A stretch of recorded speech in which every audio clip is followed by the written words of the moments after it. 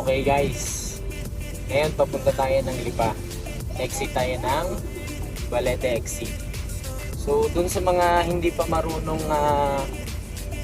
pumasok sa Star Tollway at first time makakadaan ng Star Tollway, tuturuan ko kayo kung paano magbayad sa cashier. Amazing.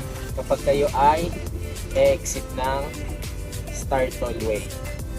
So ito, malapit na tayo sa exit. Ayan. So tuturuan ko kayo magbayad. Baka kasi meron pang mga hindi marunong dyan magbayad. So ngayon, wala kaming load ng RFID. Kaya magbabayad tayo ng cash. Dahil wala kaming load sa GCash. Pero ito, magbabayad tayo ng cash. Pakita ko sa inyo kung paano magbayad. So, pagdating nyo dyan, punta kayo sa, syempre, sa Cashlink. Wow! ETC. So, yung ETC, ibig sabihin yan ay etc. joke lang. Electronic toll collection. Then, ito, magbayad na tayo. Ito, 3 Batangas.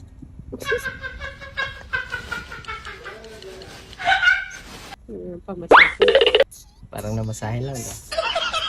Wala po.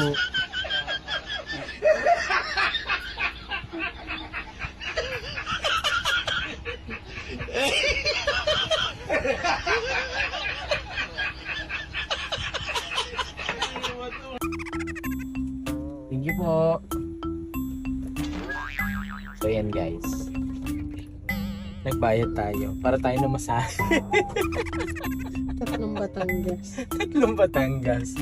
Pero hindi nyo na dapat sabihin yun. Bakit 3 Batangas? Abot nyo lang yung ticket talaga. Hindi totoo yun. Hindi nyo sasabihin na 3 Batangas or kung ilan kayo sa sasakyan. Abot nyo lang yung ticket.